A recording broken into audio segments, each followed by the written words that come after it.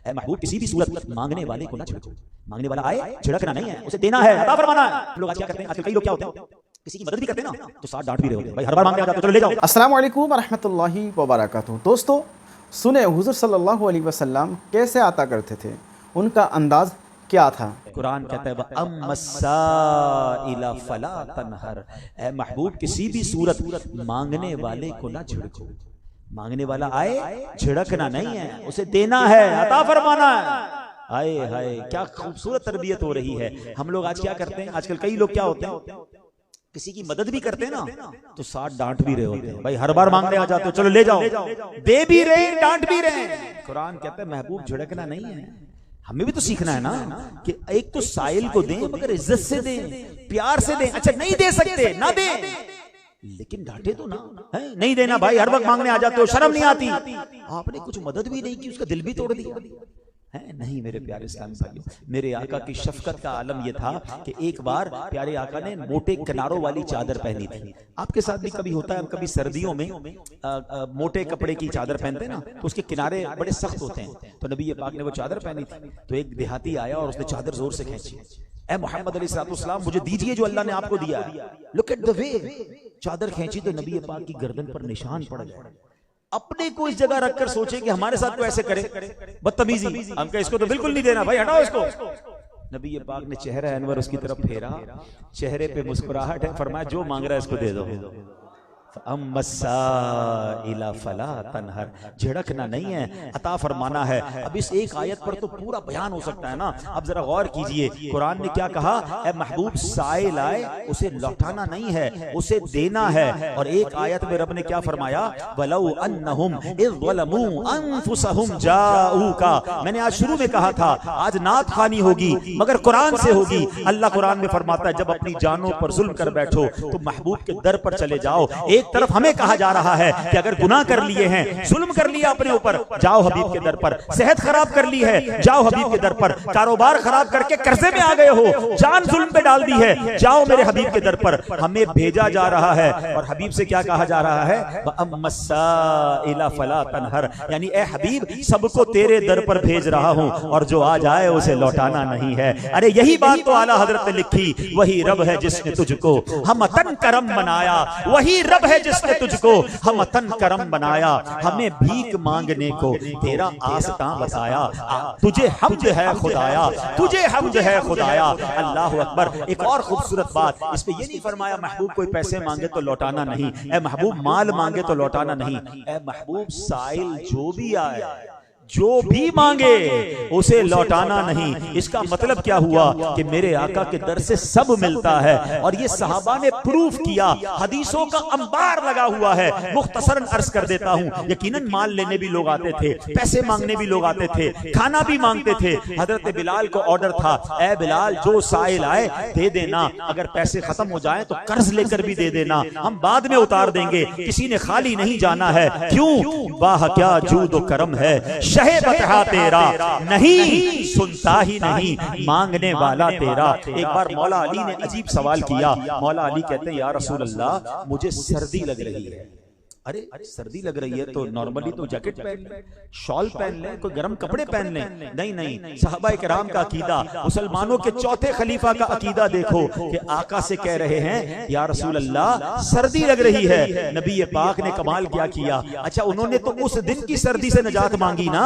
नबी पाक ने अल्लाह की बारगाह में दुआ की कि या अल्लाह हजरत मौला अली को सर्दी और गर्मी से बचा ले। दुआ क्या की जरा सुनिएगा, अल्फाज दुआ के, अल्लाहुम्मा हर्रा वल बरदा, ए अल्लाह पाक अली को सर्दी गर्मी से महफूज फरमा। मौला अली कहते हैं उस दिन के बाद से ना सर्दी असर करती है ना गर्मी असर करती है। अच्छा सर्दियों में गर्मी के कपड़े पहनते हैं, गर्मियों में सर्दी के कपड़े। अगर आज की लॉजिक के हिसाब से बताऊं, हम सर्दी में जैकेट पहनते हैं ना, सर्दी में शॉल पहनते हैं, गोया मौला अली उस जमाने के गर्म कपड़े गर्मियों में पहनते थे, सर्दी वाले दिनों में बड़े लाइट से कपड़े पहनते। लोग कहते ये क्या मामला है, कहते आका ने दुआ दी है, न सर्दी लगती है न गर्मी लगती है। मगर एक बड़ी बारीक सी बात, इश्क वाली बात, मौला अली ने क्या मांगा था, या रसूलल्लाह आज सर्दी लग रही है, एक दिन के लिए कहा था ना हुजूर, सर्दी लगे, मौसम तो उस वक्त सर्दी का था, मगर बात पता है क्या है, मेरे करीम से गर कतरा किसी ने मांगा। मौला अली ने उस दिन की सर्दी से मामला मांगा था, आका ने क्या किया, सारी जिंदगी की सर्दी और गर्मी से बचा लिया। जभी तो आला हजरत लिखते हैं, मेरे करीम से गर कतरा किसी ने मांगा, दरिया बहा दिए हैं, दुर बहा दिए हैं। आप सुनते जाइए, हजरत कतादा जंग ओहद में आपकी आंख बाहर आ गई, नबी पाक के पास आते हैं। ये अलग डिबेट है, जनाब किसी तबीब के पास क्यों नहीं गए, नबी पाक के पास क्यों आए? सहाबा जानते थे, नहीं सुनता ही नहीं, मांगने वाला तेरा। हुजूर आंख बाहर आ गई है, नबी पाक ने अपना लुआब दहन लगाने से पहले हजरत कतादा को ऑप्शन दिया। अब प्यार देखें, आका कहते हैं कतादा कहो तो आंख वापस लगा दूं, लेकिन सब्र करो तो जन्नत मिलेगी। कहो तो आंख वापस लगा दूं, वरना सब्र करो तो जन्नत मिलेगी। अब हजरत कतादा का नबी पाक से लाड देखें, कहते हुजूर आंख तो मेरे मांगने पे दे दें, जन्नत की दुआ भी फरमा दीजिए। हुजूर आपके दर से तो सब मिलता है ना। मेरे आका ने लुआब दहन लगाकर आंख वापस लगाई, अल्लाह अकबर। अब पूछिए उससे जिसका कभी ऑपरेशन हुआ हो। नॉर्मली लोग क्या कहते हैं, यार इस कान का जब से ऑपरेशन हुआ है ना, ऐसा प्रॉपर नहीं सुनता जैसा ओरिजिनल वाला सुनता है। जब से इस आंख में मोतिया का इलाज किया है, देखती तो है मगर वैसी नहीं जैसी वो पहले वाली देखती है। जब से घुटने का ऑपरेशन कराया है, ये घुटना वैसा काम नहीं करता जैसा प्रॉपर पहले वाला करता है। मगर ये इलाज किसने किया था, ये बुलवाब दहन किसका था? पूछो हजरत कतादा से। कहते जब से आका ने आंख लगाई है, पहली आंख से ज्यादा अच्छा ये आंख देखने लग गई है। फला तनहर, आंख मांगी आंख दे दी, सर्दी से नजात मांगी सर्दी दे दी। हजरत अकाशा आके कहते हुजूर जंग कर रहा हूँ, लकड़ी तलवार टूट गई है। मेरे आका ने टहनी उठाकर अकाशा को पकड़ाई। हजरत अकाशा ने ये ना कहा हुजूर लकड़ी क्यों दे रहे हैं, अकीदा देखो। वो जानते हैं अगर इन्होंने डंडी दी है, इन्होंने लकड़ी दी है, इसी लकड़ी ने काम करना है। कहते जंग में वापस जाता हूँ, वही लकड़ी तलवार बन जाती है। वह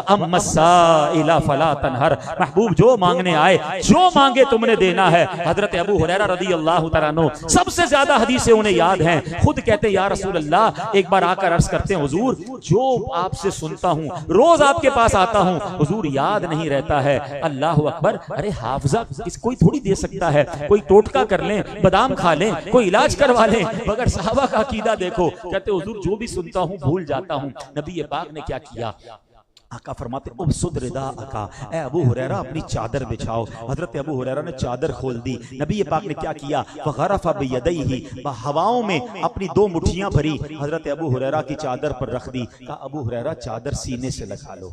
हजरत अबू हुरैरा ने चादर सीने से लगाई। अब जरा यहाँ रुकते हैं। लॉजिक तो ये कहती है दिया तो कुछ नहीं, नजर तो कुछ नहीं आया। आज के जमाने का कोई बंदा होता, हर चीज पर एतराज है ना, आजकल तो सोशल मीडिया का दौर है। हजरत ये कुरान का हुक्म समझ नहीं आ रहा, ये हदीस के पीछे लॉजिक क्या है, इसके पीछे कोई तो वजह होगी, हमारी अकल नहीं मान रही। अरे ईमान लाने वालों किधर गई तुम्हारी अकल? हमारी अकल नबी पाक के कदमों पर कुर्बान। हजरत अबू हुरैरा ने ये नहीं कहा हुजूर आपने तो कुछ नहीं दिया, आपने तो हवा में हाथ भरकर चादर पर रखा है। सुभान अल्लाह, कैसे फरमाबरदार थे। वो चादर सीने से लगाई, कहते फमा नसीतु शैअन बअदहु, जब से चादर सीने पर लगाई है कोई बात सुनता हूं भूलता ही नहीं। मेरे करीम से गर कतरा किसी ने मांगा, दरिया बहा दिए हैं, तुरबे बहा दिए हैं। ये ऐसी फहरिस्त है, मैं सारी रात बयान करता रहूं किसने क्या मांगा, नबी पाक ने उसको कैसे अता फरमाया। एक बड़ा बारीक सा सवाल है, हाँ बड़ा दिलचस्प सवाल है। अदील भाई से बड़ा प्यार भी है, मेरे भाइयों की तरह है। अगर मैं अदील भाई से कहूँ यार अदील भाई एक इमरजेंसी हो गई है, मुझे 5 लाख रुपए चाहिए, उम्मीद है इतना तो मुझ पर भरोसा करते हैं, तो मुझे कहेंगे अब्दुल हबीब भाई बिल्कुल आपको दे दूंगा, लेकिन जरा इज्तिमा खत्म हो जाए, फिर जरा ऑफिस पे आइएगा तो मैं वहां दे दूंगा, या फिर आपको चेक दे दूंगा, कल मिल जाएंगे। साथ हर वक्त तो बंदा पैसे रखते नहीं घूमता ना।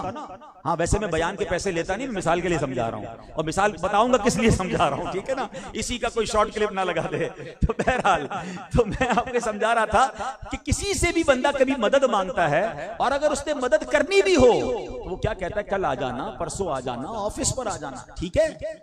अब मुझे बताओ, नबी पाक से हजरत अबू हुरैरा ने जब हाफजा मांगा, आका ने यही फरमाया कि अबू हुरैरा कल मस्जिद नबवी में आ जाना, फला जगह पर आना, ए कतादा फला जगह पर आना, तुम्हारी आंख लगा दूंगा, ए साहबी फला जगह पर आना, तुम्हें अता करूंगा।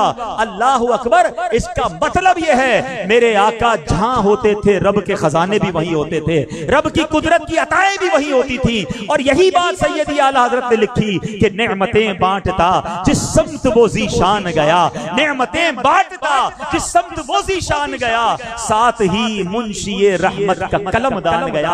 आका जहां होते थे वहीं से खजाने अता फरमाते, वहीं से सब कुछ अता फरमाते। और अब अताओं की बात हो रही है तो आओ मैं खूबसूरत वाकया सुनाकर बयान को खत्म करता हूं, ईमान को और लेवल बढ़ा देगा। सहाबा किराम की अलग अलग ड्यूटीज थी। कुछ सहाबा कातिबीन वही थे जो वही लिखते थे, कुछ सहाबा प्यारे आका की सवारी संभालते थे, एक सहाबी तो ऐसे थे जो प्यारे आका के चप्पल नालैन संभालते थे। आए हाय कैसी ड्यूटी थी हैं, जो सर पे रखने को मिल जाए नाले पाक के हुजूर, कि फिर कहें कि हाँ ताजदार हम भी हैं। अब एक सहाबी थे हजरत रबिया, उनका मामला यह था कि वो नबी पाक के वुजू का पानी का इंतजाम करते थे। अच्छा, कमाल की ड्यूटी थी, प्यारे आका के घर के बाहर ही बैठे रहते ताकि तहज्जुद में नबी पाक आए तो वुजू के लिए पानी पेश करो। एक दिन प्यारे आका कमरे से बाहर आए, हजरत रबिया बैठे पानी लेके रेडी, नबी पाक का दरिया रहमत जोश में आया। आका फरमाते सल या रबिया, ए रबिया मांग क्या मांगता है। आप समझ रहे हैं ये ऑफर कैसी है, ये नहीं कहा रबिया कितने पैसे चाहिए, प्लॉट कौन सा चाहिए, मांग whatever you want to ask, मांगो। और सहाबी का अकीदा देखो, सहाबी रसूल ने पैसे नहीं मांगे, सवारी नहीं मांगी, अल्लाह अकबर। हजरत रबिया क्या मांगते हैं, कहते हैं अस्अलुका मुराफक़तका फिल जन्ना, या रसूल अल्लाह जन्नत में आपका पड़ोस चाहिए।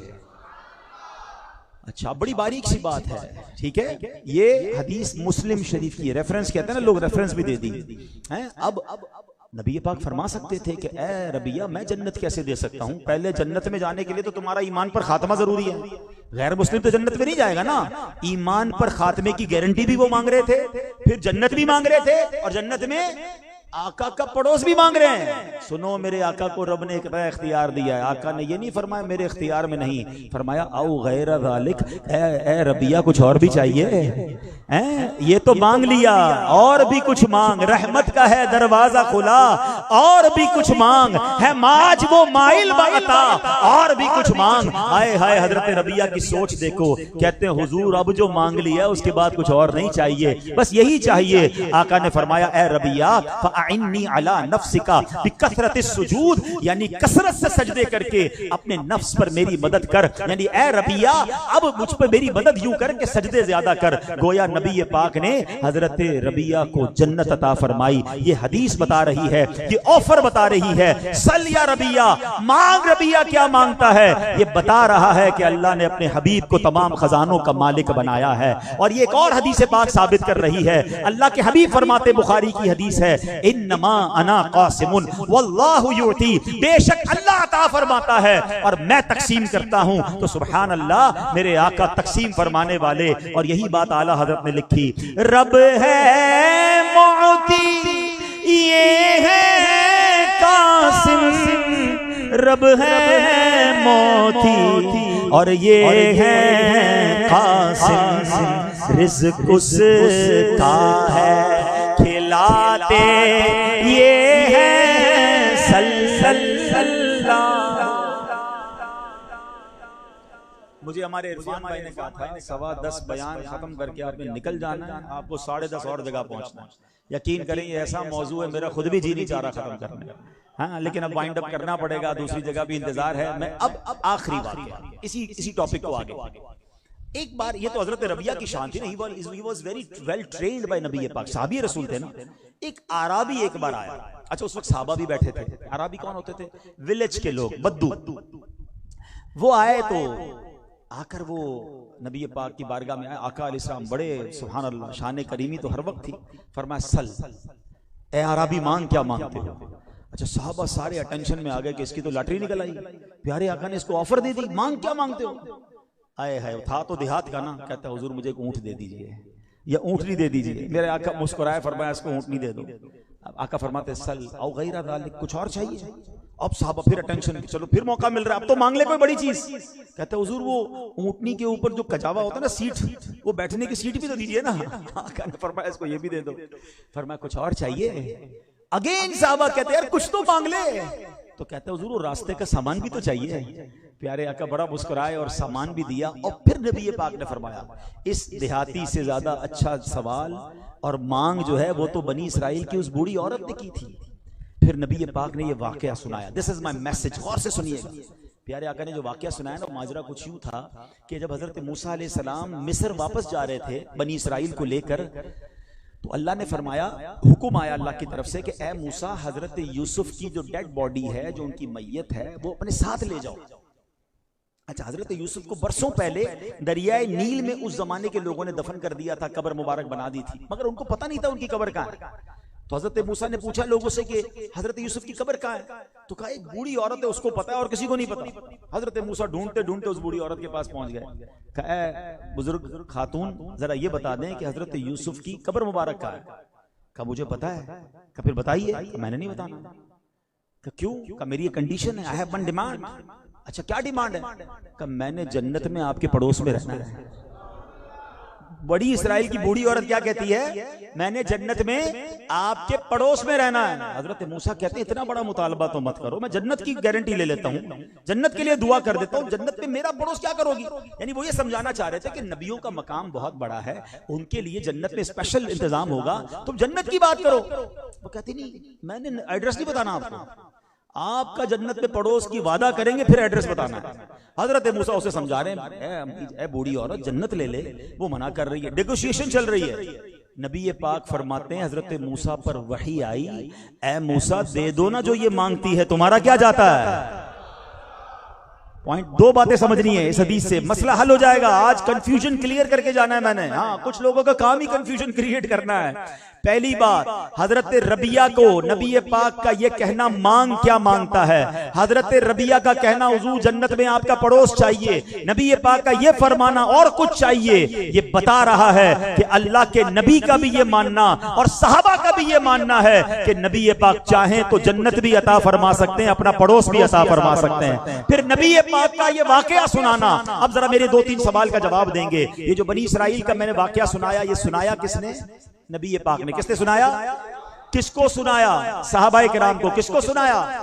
ठीक है, अब सहाबा का भी अकीदा है, नबी पाक का भी यही मानना है और बनी इसराइल के लोगों का भी ये मानना है। नबी पाक बता रहे हैं कि वो बुढ़िया कह रही है कि हुजूर उस बात जब एड्रेस बताऊंगी जब आपका जन्नत में पड़ोस मिलेगा। और एक और मजे की बात, अल्लाह ने वही क्या भेजी, ये ना फरमाया ऐ मूसा मैं इस बुढ़िया को जन्नत में तुम्हारा पड़ोस दे दूंगा, मैं दे दूंगा।